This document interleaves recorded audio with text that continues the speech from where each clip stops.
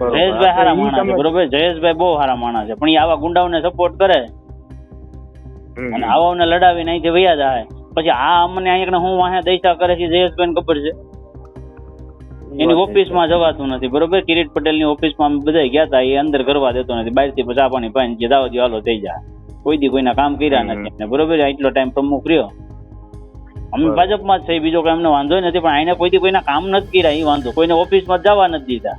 છેલ્લા કેટલાય દિવસથી આ ઓડિયો ક્લિપ ખૂબ વાયરલ થઈ રહી છે અને ઓડિયો ક્લિપમાં જે રીતના જયેશ રાદડિયાના ઓફિસથી ફોન જાય છે અને પછી એક માણસ એ વિસાવદરની પોલ ખોલે છે કિરીટ પટેલ માટે જે કહે છે એ બધા સાંભળી રહ્યા છે.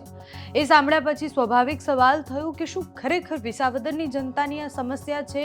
શું ખરેખર વિસાવદરની જનતા એ કંટાળી છે? પણ પછી હકીકત સામે આવે છે. હકીકત એ છે કે ઓડિયોમાં જે ભાઈ બોલી રહ્યા છે, એક બાજુ જયેશ રાદડિયાના ઓફિસથી તો ફોન છે, પણ બીજી બાજુ જે કમ્પ્લેન્ટ્સ કરી રહ્યા છે, જે કહી રહ્યા છે કે જયેશભાઈ ખૂબ સારા છે પણ એ ગુંડાને સપોર્ટ કરે છે, આમ આદમી પાર્ટીના નેતા છે. આમ આદમી પાર્ટીના નેતા કિશોરભાઈ છે અને કિશોરભાઈ એ વેપારી છે. એમને ફોન સ્વાભાવિક રીતના કરવામાં આવ્યો, પણ એમણે એવું ન કહ્યું કે આમ આદમી પાર્ટીના નેતા છે. એમને રેકોર્ડિંગ સ્ટાર્ટ કર્યું અને પછી એ રેકોર્ડિંગ અને રેકોર્ડ પોતાની ઈચ્છાથી કરવા માંગતા હતા, એ વાયરલ થાય એના માટે એમણે આ બધી જ વાતો કરી. આ વિષય પર ત્યાંના ભારતીય જનતા પાર્ટીના જે પ્રમુખ છે પ્રવીણભાઈ, એમણે ફરિયાદ પણ નોંધાવી છે કે કિશોરભાઈએ ઠગાઈ કરી છે, ખોટી ઓળખ આપી અને આવી રીતના રેકોર્ડિંગ વાયરલ કરી અને કોઈની છબી ખરડાય એવા કામ કર્યા છે. એટલે વિસાવદરની ચૂંટણીમાં બધું જબરું થઈ રહ્યું છે. એક તરફ નેતાઓ પ્રચાર અને વાયદા કરી રહ્યા છે, બીજી બાજુ કાર્યકર્તાઓ આ બધું જ કરી રહ્યા છે. અંતે તો વિસાવદરની જનતાને ભોળવવાનો અને વિસાવદરની જનતાને પોતાના તરફ કરવાની વાત છે. ઓડિયો ક્લિપ વાયરલ થયા પછી એની હકીકત સામે આવી છે. પ્રવીણભાઈએ શું કહ્યું, એમણે ફરિયાદ નોંધાવી, એના પછી જે આખી હકીકત સામે આવી છે તે સાંભળો. હું પ્રવીણ સોજીત્રા, ભેસાણ તાલુકા ભાજપ પ્રમુખ. અત્યારે વિસાવદર વિધાનસભાની પેટા ચૂંટણી ચાલી રહી છે, ત્યારે એક વાત વિસાવદર વિસ્તારના મતદાતા સામે મૂકવા માંગુ છું. ગઈ 9 તારીખના રોજ પારેવડી રિસોર્ટ ખાતે અમે ભારતીય જનતા પાર્ટી દ્વારા અમારા પ્રભારી શ્રી જયેશભાઈ રાદડિયા ભેસાણ તાલુકાના વેપારી એસોસિએશનને મળવા માંગતા હતા. તો અમે એક મિટિંગનું આયોજન કર્યું હતું. એ દરમિયાન જયેશભાઈના વિસ્તારના એમના કાર્યકર્તા ભાવિન કોયાણી દ્વારા દરેક વેપારીઓને ફોન કરી અને નિમંત્રણ પાઠવતા હતા. નિમંત્રણ આપતા હતા ત્યારે એક કિશોરભાઈ સાવલિયા પણ વેપારી હોય, તો એમને આ ભાવિન કોયાણી દ્વારા ફોન કરવામાં આવ્યો.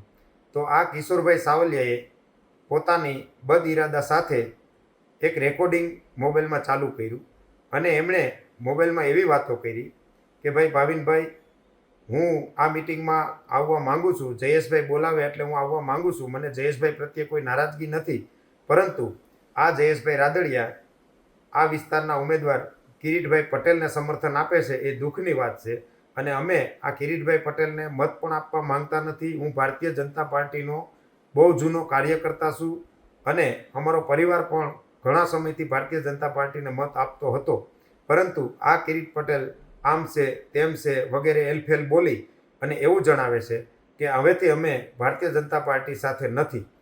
પરંતુ હું સાચી વાત આ મીડિયા સમક્ષ મૂકવા માંગુ છું કે આ કિશોરભાઈ સાવલિયા પહેલાં પાટીદાર આંદોલન વખતે પાસમાં હતા, ત્યારબાદ એ આમ આદમી પાર્ટીના સક્રિય કાર્યકર્તા છે.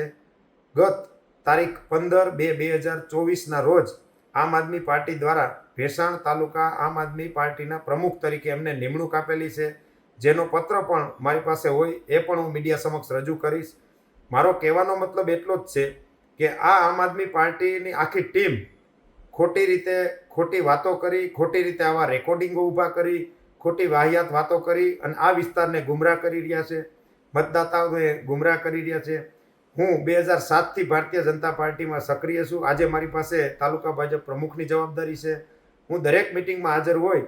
મેં આ કિશોરભાઈ સાવલિયા કે એમના પરિવારના વ્યક્તિને ક્યારેય ભારતીય જનતા પાર્ટીની મિટિંગમાં આવતા જોયા નથી કે ક્યારેય કિરીટભાઈ પટેલની ઓફિસે કામ લઈને જતા જોયા નથી. એટલે હું આ વિસ્તારની જનતાને વિનંતી કરું છું કે આવા ખોટા લોકોને ઓળખી જવા જોઈએ અને આ વિસ્તારની જનતા બહુ હોશિયાર છે.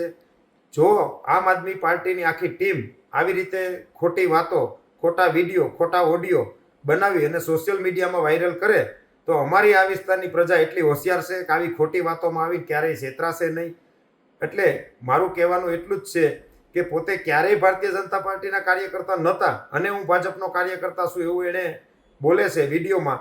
તો આ બધું મેં સાંભળી અને અમારી ભારતીય જનતા પાર્ટીની શાખ ખરાબ થાય, અમારા ઉમેદવારને પણ નુકસાન પહોંચે, આવા એણે કૃત્ય કર્યા હોય તો આજરોજ મેં ભેસાણ તાલુકા પોલીસ સ્ટેશનમાં આ કિશોરભાઈ સાવલિયાની વિરુદ્ધમાં ફરિયાદ પણ નોંધાવેલી છે.